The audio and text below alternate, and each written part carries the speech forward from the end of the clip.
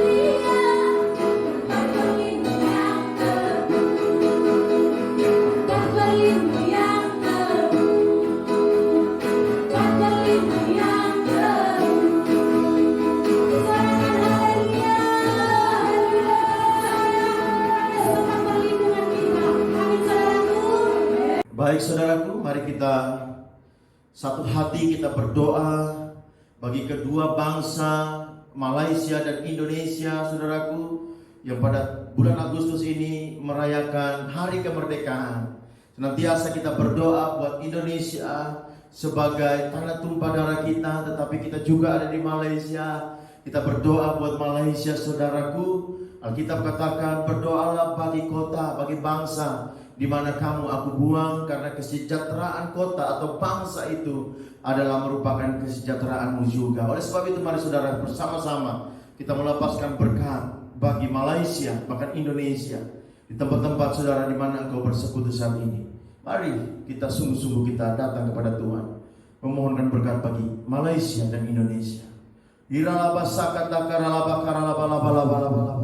Kami bawa bangsa ini Tuhan, Malaysia, ke dalam tangan-Mu Bapa. Bahkan bangsa kami Indonesia Tuhan Yesus, dari Sabang sampai Merauke, dari Pulau Miangga sampai Pulau Rote Tuhan. Kami angkat tangan, kami bawa kedua bangsa ini ya Tuhan Yesus. Biarlah rencana-rencana-Mu ya Tuhan Yesus, labas rancangan-rancangan-Mu yang luar biasa Tuhan, terjadi atas kedua bangsa ini, Malaysia, Indonesia. Damai sejahtera-Mu Tuhan, kasih-Mu, bahkan kebenaran-Mu Tuhan Engkau curahkan bagi bangsa ini Bapa. Berkati bangsa ini Tuhan Yesus, Malaysia, Indonesia Tuhan Yesus. Kami percaya akan ada terobosan terjadi atas kedua bangsa ini ya Tuhan. Akan ada kebangkitan besar terjadi akan kedua bangsa ini Tuhan Yesus. Sebab kuasa-Mu sedang bekerja hari-hari ini Bapa. Lawat Tuhan Malaysia, lawat Indonesia Tuhan, dengan kuasa-Mu Bapa. Dan kami percaya hari-hari ini ya Tuhan, labasa katakan setiap kegerakan Pentakosta ketiga terjadi atas kedua bangsa ini ya Bapa. Membangkitkan gereja-Mu Tuhan, mempertobatkan setiap suku kaum dan bahasa, sehingga mereka mengenal Engkau Tuhan, Allah yang benar, Allah yang sudah menebus bangsa ini. Berkati Malaysia, berkati Indonesia, berkati pemerintahannya Tuhan, dari yang tertinggi sampai yang terendah. Bahkan setiap pihak-pihak yang terkait ya Tuhan, yang sedang menangani, mengendalikan pandemi COVID-19 ini ya Tuhan, baik yang ada di Malaysia, di Indonesia, Menteri Kesehatan bersama semua jajarannya Tuhan.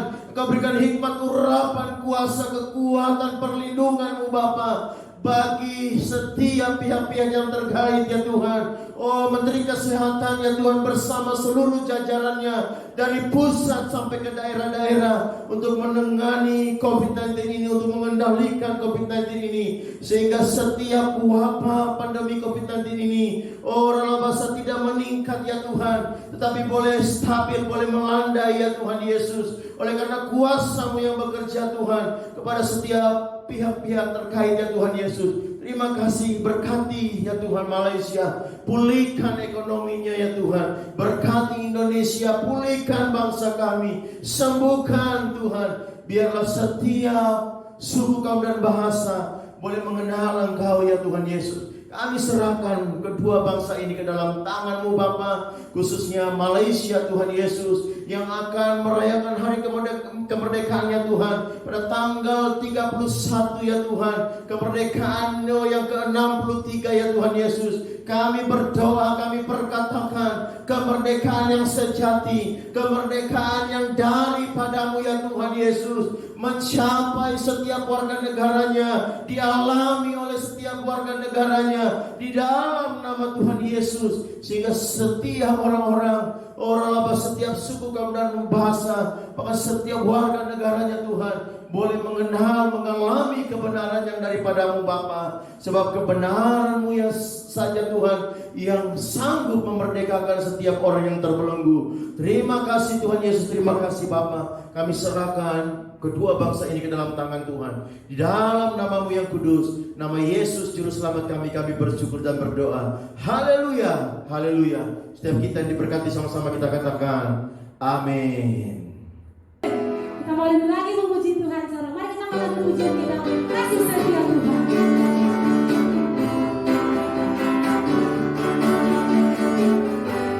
Kasih setiamu tetap bagiku,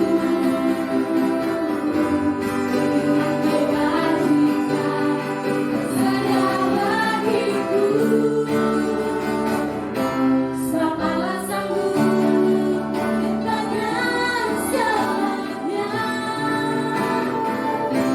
dan anugerahnya sangat besar bagiku. Aku diberkati, aku diberkati, karena Allah sanggup untuk menyediakan. Aku diberkati, aku dilimpahi atas sempurna anugerah Tuhan bagiku. Katakan aku diberkati.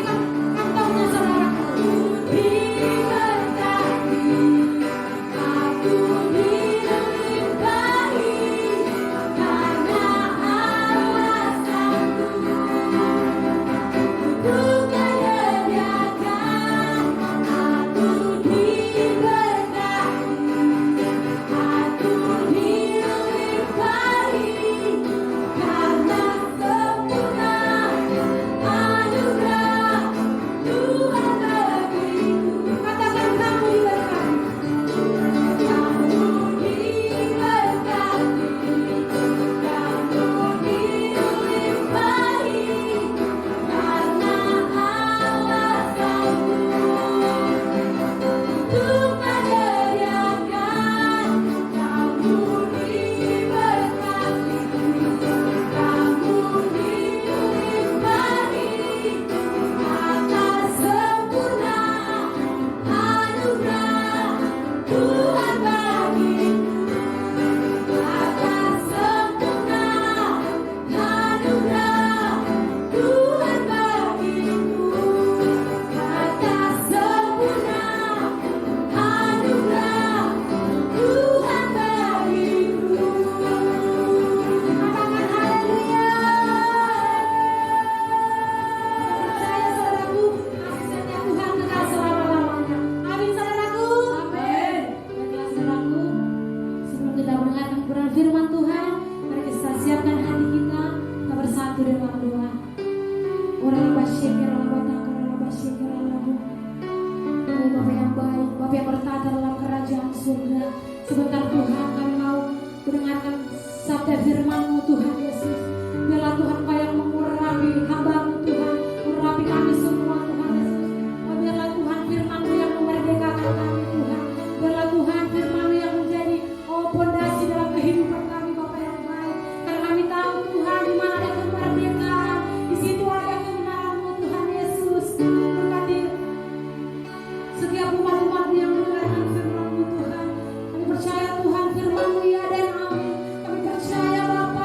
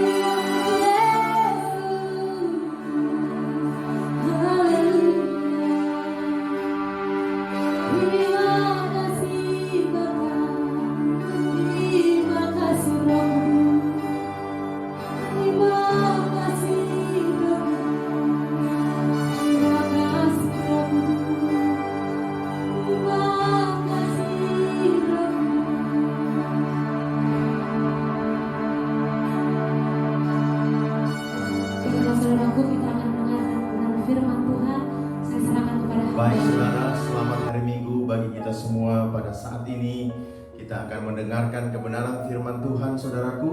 Tetapi sebelum kita mendengarkan firman Tuhan, baiklah terlebih dahulu kita berdoa, meminta pertolongan kepada Roh Kudus untuk menuntun kita, memimpin kita, sehingga setiap kebenaran firman Tuhan yang kita dengar pada hari ini boleh kita pahami dan kita mengerti, dan tentunya menjadi dasar bagi setiap kehidupan kita untuk terus berjalan di dalam Tuhan. Mari saudara, kita satukan hati, kita berdoa.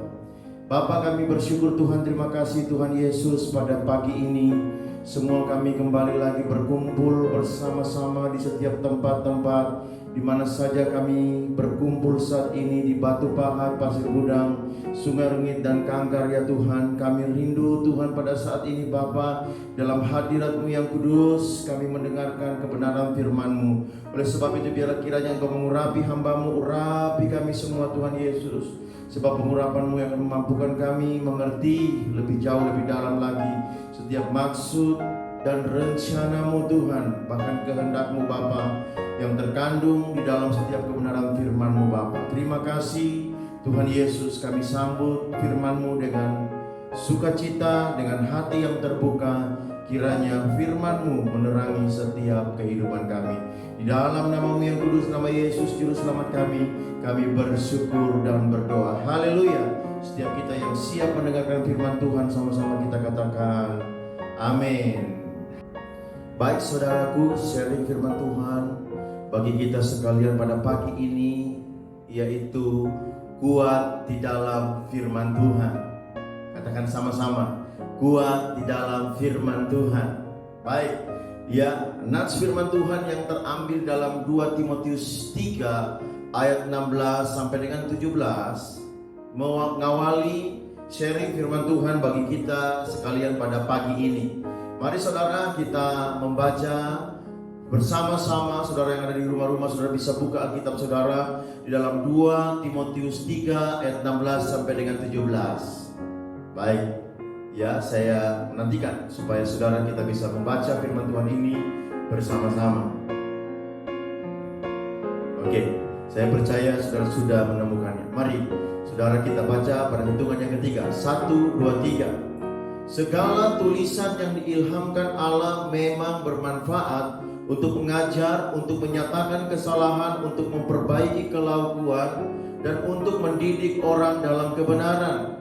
Dengan demikian tiap-tiap manusia kepunyaan Allah diperlengkapi untuk setiap perbuatan baik. Firman Tuhan merupakan perlengkapan setiap orang percaya untuk melakukan perbuatan-perbuatan baik dalam kehidupan ini. Dalam hal apa? Yang pertama, menurut 2 Timotius 3 ayat 16 sampai dengan 17, yang pertama di sana dikatakan untuk mengajar sehingga pengajaran kita tidak menyimpang daripada firman Tuhan. Dan yang kedua, menyatakan kesalahan sehingga orang-orang mengalami pertobatan. Ya, yang ketiga, memperbaiki kelakuan sehingga karakter Kristus menjadi karakter yang ada di dalam kehidupan orang percaya.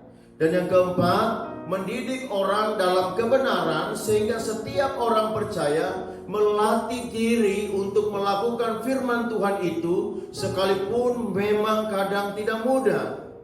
Sehingga dengan keempat pemahaman di atas tadi dapat memberikan kekuatan bagi setiap kehidupan kita, baik kekuatan iman, kekuatan rohani, ya, kekuatan karakter bagi setiap kita orang percaya.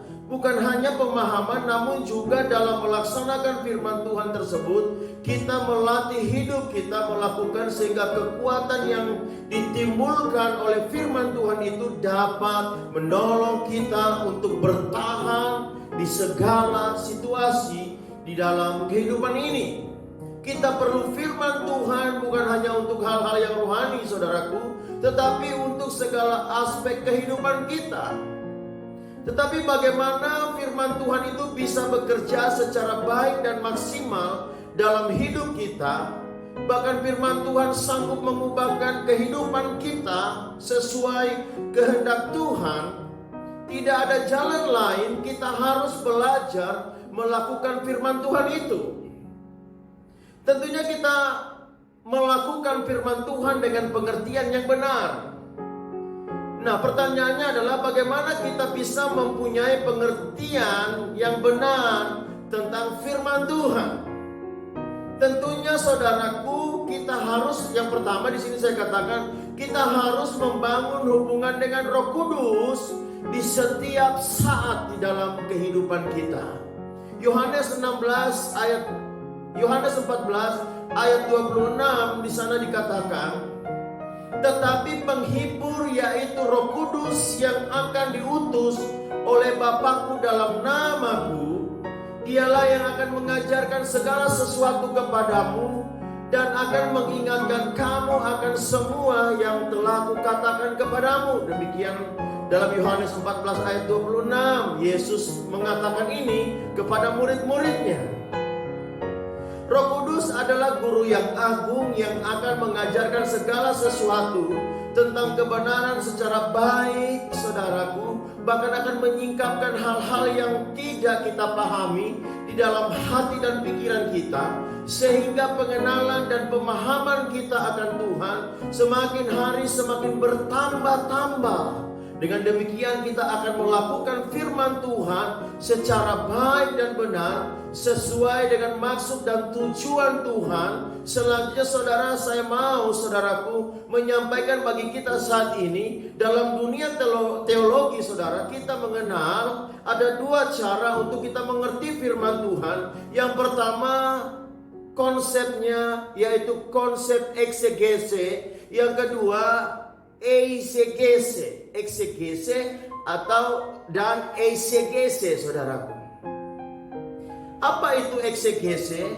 Eksegese yaitu dari dalam Alkitab keluar. Artinya, saudaraku, ya, mendengarkan apa yang dikatakan Alkitab terlebih dahulu, baru mengambil kesimpulan dari dalam Alkitab keluar.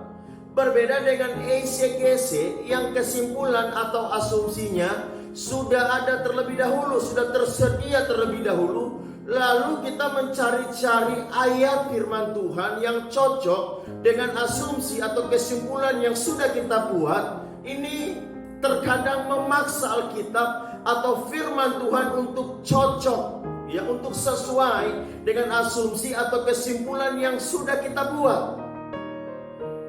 Ini juga kadang disebutkan memanipulasi firman Tuhan agar sesuai dengan kehendak kita. Nah, ini tidak boleh terjadi dalam setiap kehidupan kita, saudara. Ya, misalnya saudaraku, di dalam pandemi COVID-19 ini, ya, COVID-19 ini, banyak orang menafsirkan ini merupakan sebagai cawan murka Allah yang ditumpahkan karena dosa-dosa manusia, sehingga mengutip ayat-ayat firman Tuhan dipakai untuk membenarkan asumsi atau kesimpulan karena melihat fenomena pandemi yang sedang terjadi. Ya. Atau mungkin kita melihat orang yang lagi susah dalam hidupnya, lalu kita munculkan asumsi dalam pikiran kita atau kesimpulan atas orang tersebut yang lagi kesusahan karena kutuk turun ke atasnya. Ya, lalu kita mencari-cari ayat firman Tuhan di dalam Alkitab yang cocok, yang sesuai dengan keadaan orang tersebut. Misalnya kita mengutip ayat, ya, terkutuklah orang yang mengandalkan manusia dan kekuatannya, supaya pas dengan asumsi atau kesimpulan kita. Ini sebenarnya tidak benar, saudara. Kita pakai sebagai konsep, sebagai metode bagi kita untuk kita mengerti firman Tuhan. Ini namanya eksegese. Ya, cenderung memanipulasi firman Tuhan supaya sesuai dengan kehendak kita. Semua kita mungkin pernah melakukan hal yang sudah saya sampaikan tadi. Tapi ini berbahaya bagi kita. Kenapa? Karena firman Tuhan yang tidak sesuai dengan maksud dan tujuan Tuhan mungkin saja kita tafsirkan itu di dalam pengertian kita, sehingga apa yang kita tafsirkan itu tidak sesuai dengan kehendak Tuhan. Lalu kita pakai itu untuk menjalankan kehidupan kita, akan sangat berbahaya. Exegese sangat tidak disarankan bagi kita setiap orang percaya untuk menggunakan konsep ini, karena kecenderungan menyesatkan jalan pikiran kita, tidak sesuai dengan makna yang sesungguhnya yang terkandung di dalam Alkitab, sehingga kecenderungan kita mengambil tindakan-tindakan dan mungkin keputusan-keputusan di dalam kehidupan kita juga salah, saudaraku. Karena waktu kita menerapkan firman Tuhan dalam kehidupan kita, apa yang kita pahami tidak sesuai dengan maksud firman Tuhan itu sendiri. Beberapa contoh dalam Alkitab mengenai exegese Ayub misalnya, diceritakan di dalam Alkitab. Kalau kita baca di dalam Ayub 4 ayat 1 sampai dengan 9 dan Ayub 12 ayat 1 sampai dengan 30, kita akan temukan di situ nasihat-nasihat yang baik dan kelihatan rohani dari teman-teman Ayub ketika mengunjungi Ayub yang sedang menderita oleh karena penyakit kulit yang dahsyat, saudaraku. Belum lagi Ayub sedang terpuruk dalam keadaan yang sangat menderita, kehilangan anak-anaknya dan semua hartanya. Seakan-akan apa yang dialami oleh Ayub oleh karena murka Tuhan menyala-nyala terhadap Ayub oleh karena dosa-dosanya yang besar, sehingga teman-teman Ayub menasehati Ayub untuk segera bertobat dari segala kejahatannya. Namun saudara-saudara, apa yang tidak diketahui, apa yang tidak dipahami oleh teman-teman Ayub adalah penderitaan Ayub bukan karena dosa-dosanya, tetapi karena Tuhan sendiri sedang menyatakan kehendaknya di dalam kehidupan Ayub. Di Ayub 1 ayat 8 di sana dikatakan, lalu bertanyalah iblis, apakah engkau memperhatikan? Lalu bertanyalah Tuhan kepada iblis, apakah engkau memperhatikan hambaku Ayub? Sebab tiada seorang pun di bumi seperti dia, yang demikian saleh dan jujur, yang takut akan Allah dan menjauhi kejahatan. Ayub menurut kitab Ayub 1 ayat 8, Tuhan katakan bahwa tidak seorang pun di bumi seperti Ayub. Ayub saleh, Ayub jujur, Ayub takut akan Tuhan, dan Ayub juga menjauhi kejahatan. Yang artinya segala penderitaan yang dialami oleh Ayub bukan karena dosa atau kejahatan, tetapi memang seizin Tuhan di dalam kehendak Tuhan, saudaraku. Ini yang saya katakan cara pandang atau konsep yang diterapkan teman-teman Ayub di dalam menilai keadaan Ayub, bukan secara eksegese, tetapi eisegese, dari luar ke dalam, saudaraku. Dari mana kita tahu, saudaraku, bahwa penerapan konsep eisegese itu sedang dilakukan oleh teman-teman Ayub? Nah, kalau kita lihat di ayat selanjutnya dalam Ayub 42 ayat 7 sampai dengan 8, di sana dikatakan murka Tuhan menyala terhadap teman-teman Ayub karena mereka tidak mengatakan apa yang sesungguhnya sedang terjadi dalam kehidupan Ayub. Karena mereka melihat keadaan Ayub lalu mencocokkan dengan firman Tuhan, sehingga mereka salah persepsi mengenai rencana Tuhan dalam kehidupan Ayub. Dan teman-teman Ayub diperintahkan Tuhan untuk mempersembahkan 7 ekor lembu jantan dan 7 ekor domba jantan sebagai korban bakaran di hadapan Tuhan. Dan mereka harus meminta kepada Ayub berdoa kepada Tuhan supaya dosa-dosa mereka diampuni dan murka Tuhan surut, karena hanya doa Ayub yang mau didengar Tuhan. Kalau kita perhatikan dengan baik, salah dalam menafsirkan firman Tuhan mengakibatkan salah persepsi dan juga bisa menimbulkan dosa seperti yang dialami oleh teman-teman Ayub, saudaraku.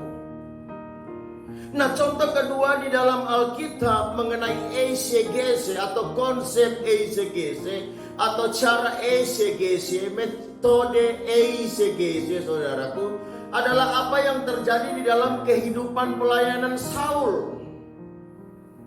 Dicatat di dalam kitab 1 Samuel 15 ayat 1 sampai dengan 24. Di mana kalau kita baca mulai dari ayat 1 sampai dengan 3, ada firman Tuhan dinyatakan kepada Saul, yaitu Tuhan mau membalaskan perbuatan orang Amalek terhadap orang Israel. Sebab pada waktu orang-orang Israel keluar dari Mesir, orang-orang Amalek mengganggu atau menghalang-halangi orang Israel untuk masuk ke tanah perjanjian. Jadi Saul diperintahkan Tuhan memimpin prajurit-prajurit Israel untuk menumpas semua orang-orang Amalek, termasuk ternak, kambing, domba milik orang-orang Amalek. Jadi dalam ayat 1 sampai dengan 3 di sana jelas sekali maksud dan tujuan Allah menyuruh Saul dan prajurit Israel menumpas orang-orang Amalek, dan Saul menerima firman Tuhan itu secara lengkap. Karena hati Tuhan sedang murka terhadap orang-orang Amalek. Namun di dalam pelaksanaan perintah Tuhan, Saul sudah merasa telah melakukan firman Tuhan dengan sangat baik. Bahkan menurutnya adalah lebih baik untuk membiarkan kambing, domba, dan lembu-lembu yang tambun atau gemuk dari orang Amalek dibiarkan hidup agar bisa dipakai sebagai korban bakaran untuk dipersembahkan kepada Tuhan. Kelihatan apa yang dilakukan Saul itu baik dan sangat rohani. Namun saudara, esensi dari perintah Allah kepada Saul yang tergandung dalam firman-Nya dilanggar atau disimpangkan oleh Saul. Karena Saul mempengaruhi teks firman Allah atau esensi firman Allah yang disampaikan kepadanya secara lengkap dengan hal-hal yang dari luar, yaitu dari asumsi atau kesimpulannya sendiri, artinya dari itu luar ke dalam. Apa yang dilihat oleh Saul bahwa lembu, kambing, domba yang gemuk atau tambun dari orang Amalek, Saul langsung berpikir untuk mempersembahkan korban kepada Tuhan itu baik, saudaraku, dan menyenangkan hati Tuhan. Tetapi esensi dari firman yang datang kepada Saul bukanlah soal korban bakaran, tetapi Tuhan mau membalas perbuatan orang Amalek kepada orang-orang Israel dengan membinasakan orang Amalek secara keseluruhan, termasuk segala ternaknya. Ini merupakan contoh-contoh kasus exegese yang berakibat fatal kepada kehidupan Saul. Oleh sebab itu kita dianjurkan untuk menggali makna firman Tuhan dengan menerapkan dalam kehidupan kita dengan metode exegese, bukan eisegese.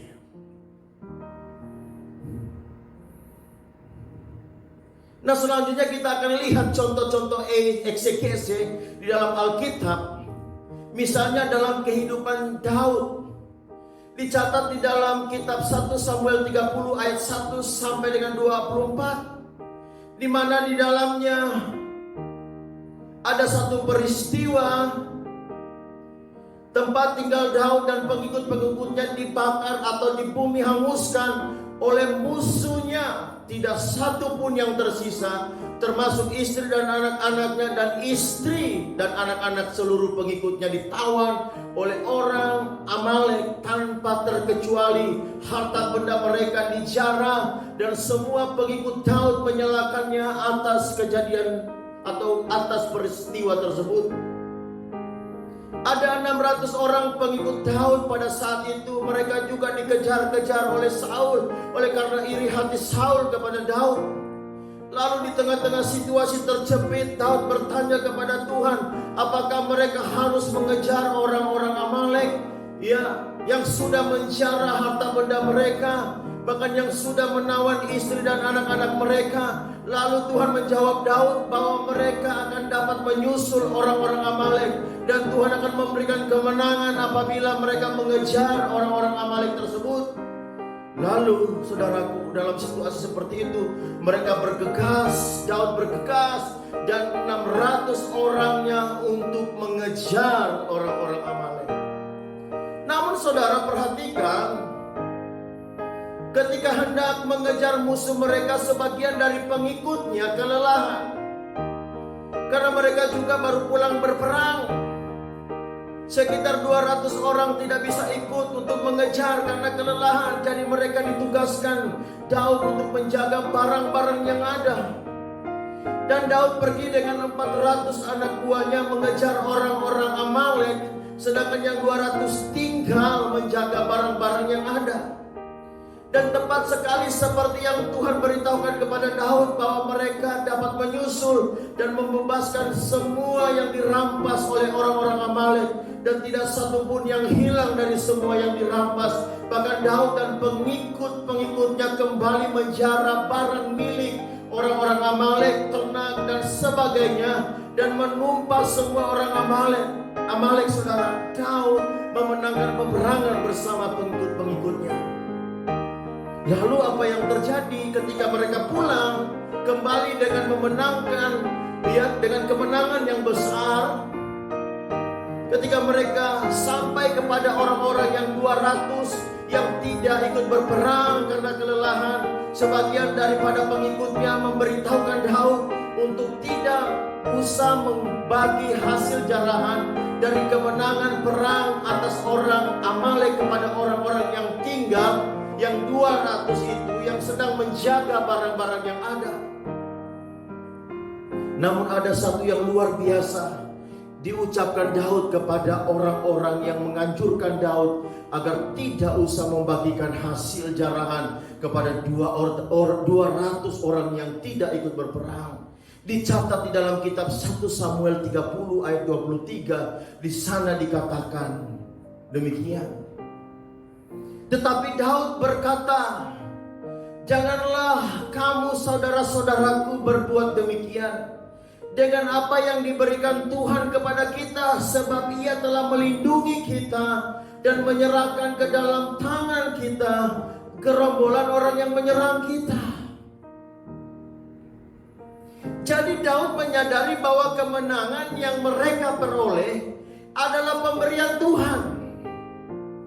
Dan kalau mereka bisa menyelamatkan istri dan anak-anak mereka dari tangan musuh, semua itu karena perbuatan Tuhan, sehingga Daud sebagai pemimpin menetapkan jarahan orang-orang yang pergi dan yang tinggal dibagi sama. Wow, luar biasa, saudara. Jadi dalam hal ini Daud sangat mengerti isi hati Tuhan, karakter dan sifat-sifat Tuhan, dan itu yang diterapkan di dalam kehidupannya. Ini yang mempengaruhi Daud dari dalam keluar, sehingga terlihat dari pola kehidupan Daud. Sebelum mereka berangkat berperang, terlebih dulu Daud bertanya kepada Tuhan.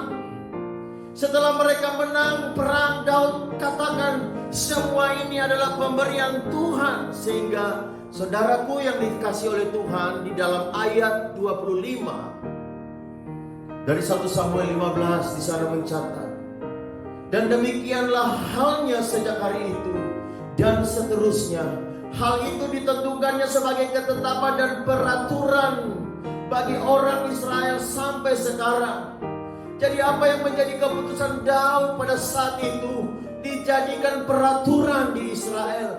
Turun-temurun luar biasa. Sesuatu yang ditetapkan dari eksegese pasti kuat. Demikian makna firman Tuhan yang diperoleh dari hasil eksegese akan sangat kuat dan akan sangat terang menerangi setiap jalan-jalan kita. Haleluya. Katakan haleluya. Ada contoh lain, saudara.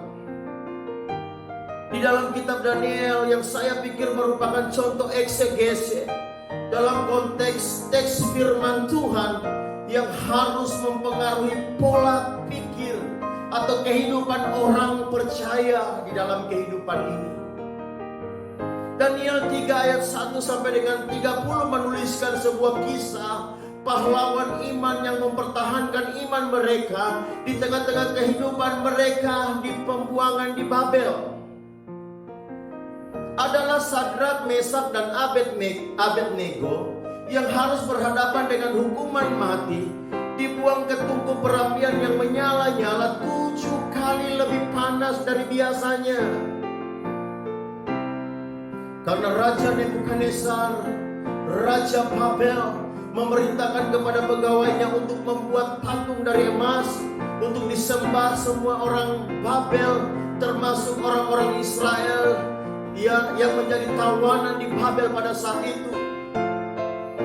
Tetapi bagi Sadrak, Mesak, dan Abednego, mereka sama sekali tidak mau menyembah patung emas buatan Nebukadnezar, sekalipun ada ancaman hukuman mati, sebab mereka tahu itu tidak sesuai dengan kehendak Tuhan.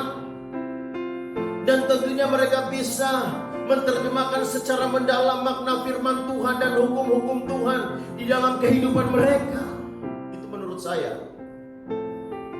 Dan bagaimana firman Tuhan itu mempengaruhi keadaan yang mereka alami pada saat itu.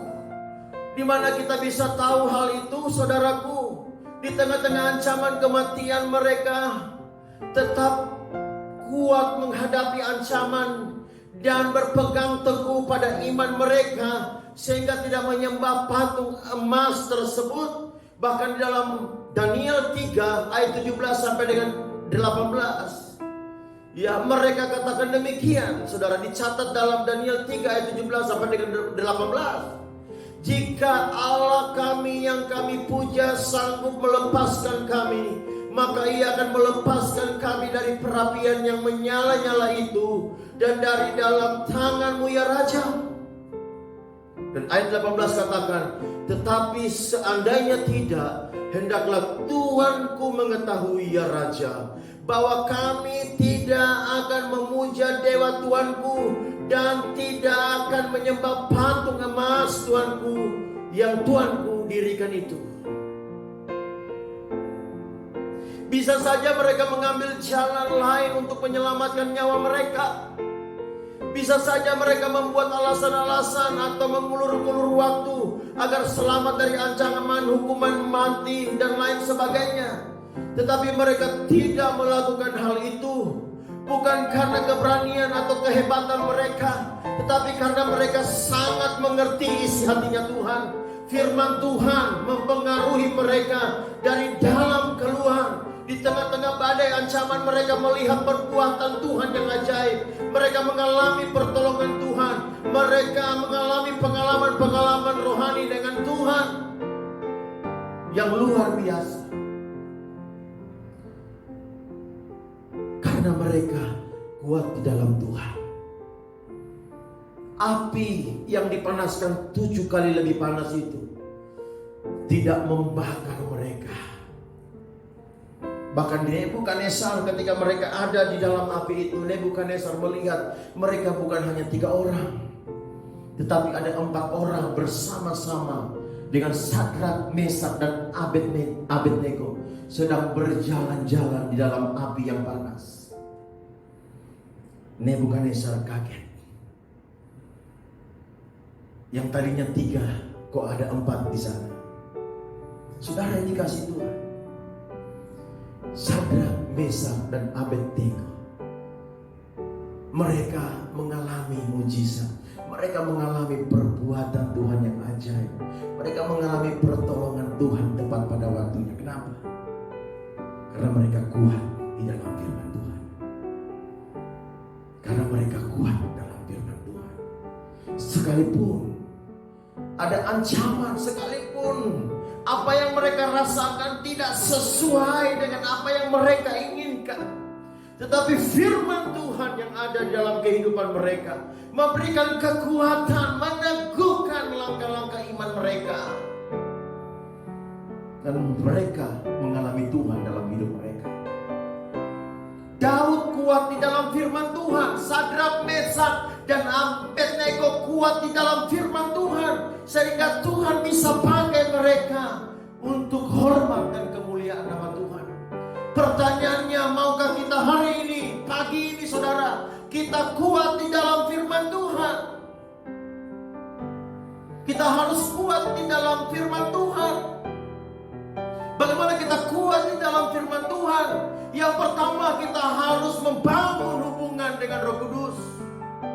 Yang kedua, kita belajar firman Tuhan dengan konsep atau metode eksegese. Bukan exegese, tetapi eksegese. Saya tegaskan sekali lagi, eksegese. Konteks firman Tuhan yang kita baca dan kita pelajari itulah yang harus mempengaruhi asumsi atau segala hal yang ada dalam setiap kehidupan kita. Jangan kita cari-cari pembenaran.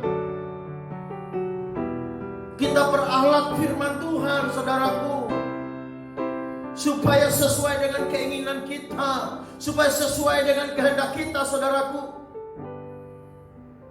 Kita sedang membangun kehidupan yang rapuh kalau kita pakai cara seperti itu.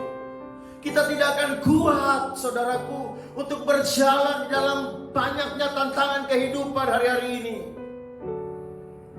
Kita perlu firman Tuhan. Tetapi firman Tuhan yang seperti apa? Firman Tuhan yang kita pelajari dan kita pahami, dan itu kita harus tunduk kepada apa yang kita pahami itu. Bukan firman Tuhan yang harus tunduk kepada kita, tapi kita yang harus tunduk kepada firman Tuhan. Supaya kita kuat di dalam Tuhan, supaya kita kuat di dalam firman Tuhan. Amin, saudaraku. Yang ketiga, belajar menerapkan firman Tuhan yang kita pahami dalam kehidupan kita. Dan biarlah hidup kita semakin hari semakin bertumbuh ke arah Kristus. Satu ayat terakhir saya akan bacakan bagi setiap kita semua di dalam Yesaya 55 ayat 11. Dikatakan demikian. Demikianlah firmanku yang keluar dari mulutku, ia tidak akan kembali kepadaku dengan sia-sia, tetapi ia akan melaksanakan apa yang ku kehendaki dan akan berhasil dalam apa yang ku suruh kepadanya. Amin, saudaraku. Firman Tuhan pasti membuat kita berhasil. Yang percaya katakan amin. Ya, tetapi kita harus kuat di dalamnya. Tuhan Yesus memberkati kita semua. Mari kita berdoa, saudara. Kita sudah menerima firman Tuhan. Mari kita bersyukur pagi ini atas kebenarannya yang disingkapkan, yang dinyatakan bagi setiap kita, yang bahkan mungkin diingatkan bagi setiap kita. Kita bersyukur punya Allah seperti Tuhan Yesus, yang senantiasa menyatakan kebenarannya kepada setiap kehidupan kita. Mari saudara kita berdoa. Bapa, kami bersyukur kepadamu pada pagi ini Tuhan. Kami belajar sebagian dari kebenaran firman-Mu. Dan biarlah setiap firman-Mu yang kami baca dan kami dengar, kami pelajari pada pagi ini menerangi setiap jalan-jalan kehidupan kami, membuat kami terus bertumbuh dan kami kuat di dalam firman-Mu Bapa. Dan iman kami semakin teguh dan semakin kuat di dalam Tuhan. Terima kasih Tuhan Yesus, Engkau yang sudah memberkati kami dengan kebenaran firman-Mu. Terpujilah Engkau Tuhan di tempat yang maha kudus, tempat yang maha tinggi, atas segala kebaikan-Mu Bapa. Kami bersyukur buat kebenaran firman-Mu yang dinyatakan. Materaikan setiap firman dalam setiap hati kami, dan biarlah itu tumbuh berbuah menjadi berkat bagi banyak orang. Kami bersyukur kepadamu Bapa. Di dalam nama-Mu yang kudus, nama Yesus Juru Selamat kami bersyukur dan berdoa. Haleluya. Mari setiap kita yang sudah menerima firman Tuhan, sama-sama kita katakan amin. Haleluya. Saudaraku yang dikasihi Tuhan.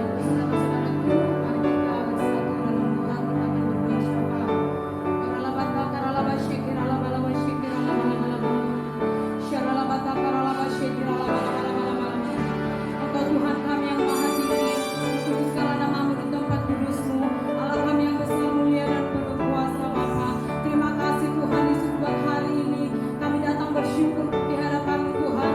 Kami bersyukur segala berkat dan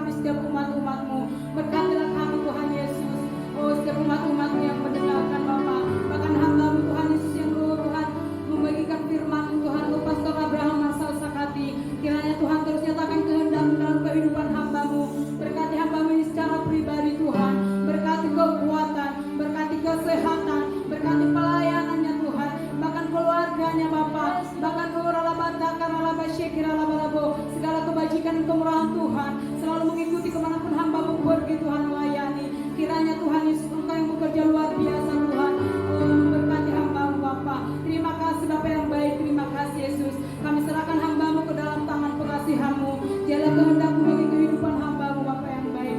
Terima kasih Tuhan. Bahkan kami juga berdoa bagi pemimpin rohani kami, mulai dari Gembala Pembina Senior kami Pastor Niko Nagaro Harjo, Gembala Pembina kami Pastor Johan Handoyo, Gembala Layan kami Pastor Irwan Wijaya, bahkan Gembala Suprayan kami Pastor Wilson Simamora, dan Gembala kami di tempat ini Pastor Abraham Marsal Sakati, dan seluruh gembala-gembala misi Tuhan Engkau berkati. Kiranya Tuhan terus nyatakan kehendak bagi setiap kehidupan hamba-hamba-Mu ini Bapa. Berkati kekuatan, berkati kesehatan, bahkan pelayanan mereka. Amani setiap bangsa-bangsa Tuhan Yesus, keluar masuk mereka Tuhan Engkau berkati Bapa. Bahkan dimanapun mereka berpijak Tuhan Engkau yang memberkati. Engkau yang memberkati kehidupan hamba-Mu secara pribadi Tuhan. Oh biarlah Engkau yang menopang kehidupan hamba-Mu Tuhan.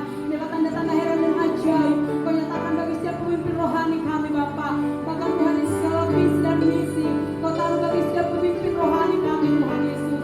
Berkati kehidupan mereka Bapa yang baik. Biarlah pengurapan-Mu bekerja luar biasa bagi setiap pemimpin rohani kami.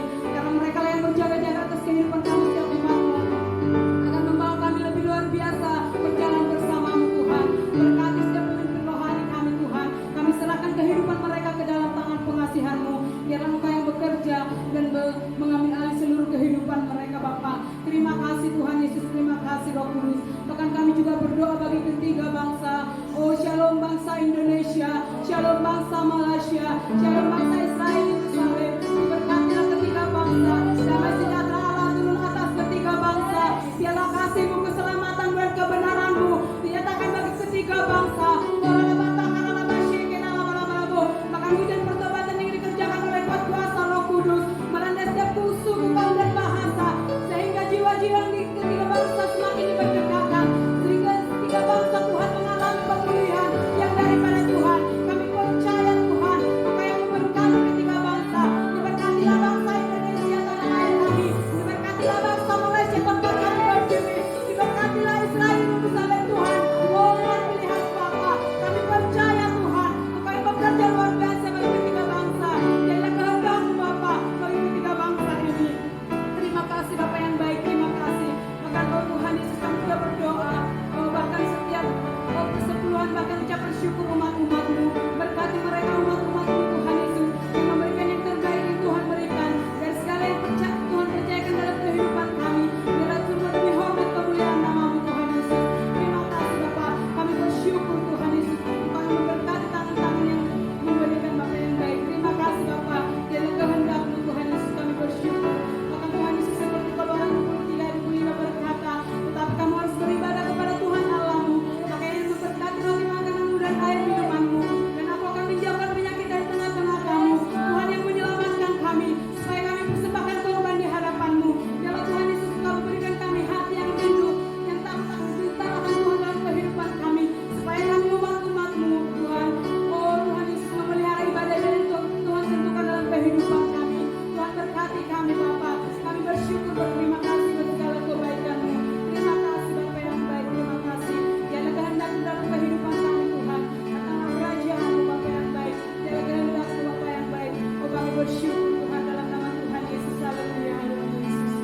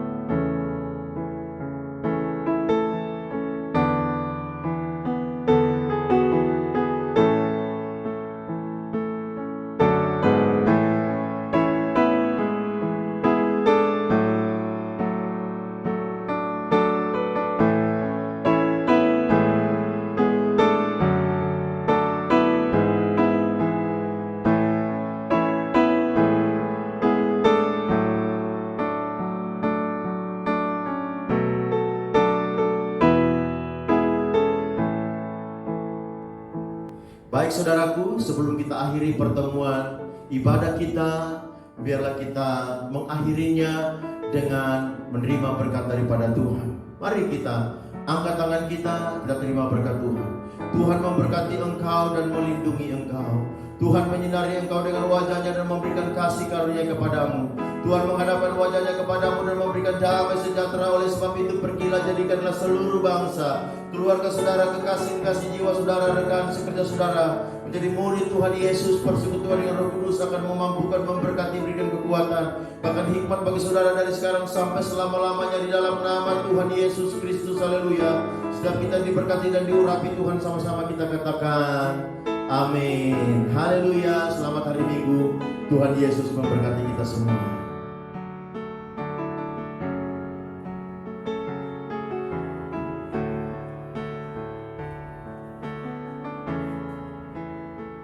The splendor of the King, clothed in majesty, let all the earth rejoice, all the earth rejoice. He wraps himself in light, and darkness tries to hide, and trembles at his voice, trembles and trembles at his voice, trembles at his voice. How great is our God? Sing with me, how great is our God, and all will see how great is our God.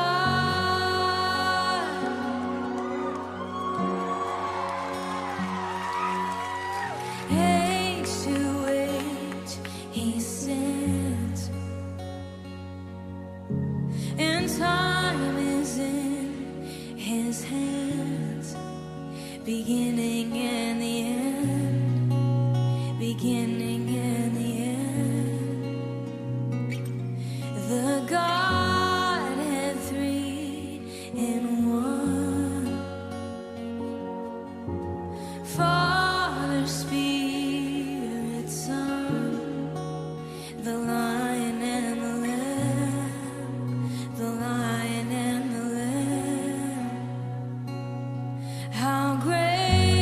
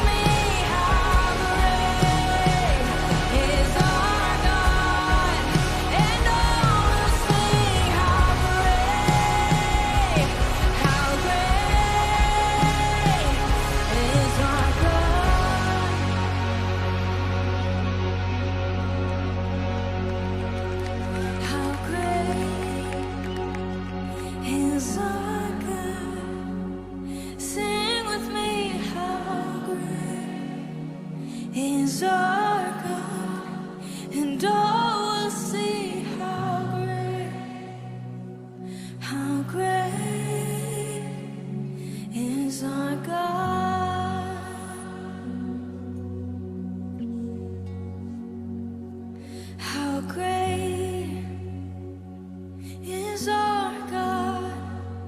Sing with me, how great is our God, and all will see how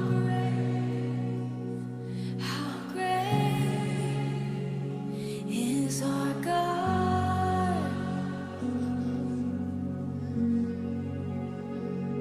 You are the name above all names.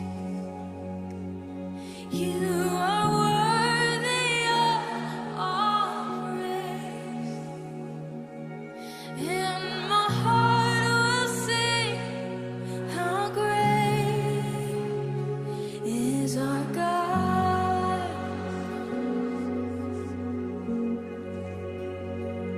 You have the name above all names, and you are worthy of all praise, and my heart will sing how great is our God.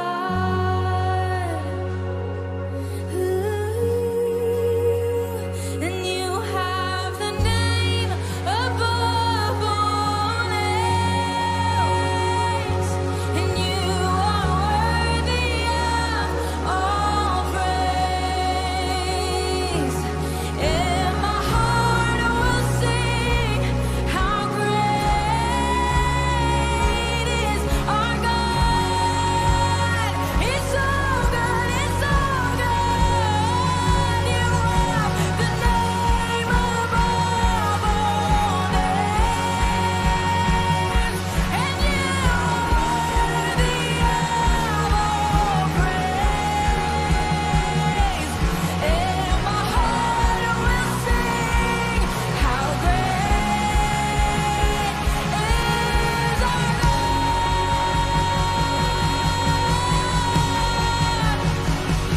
And how great is our God. Sing with me, how great is our God. And all will see how great is our God.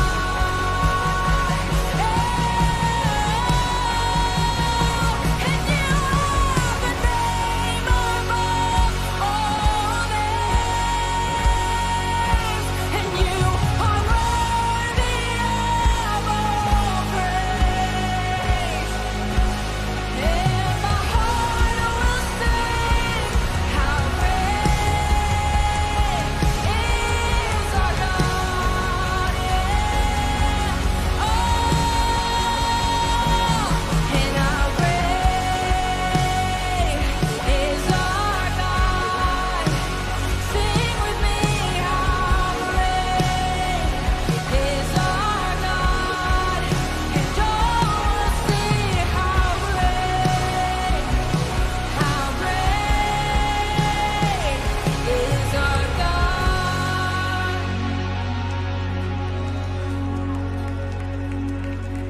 How great is our God.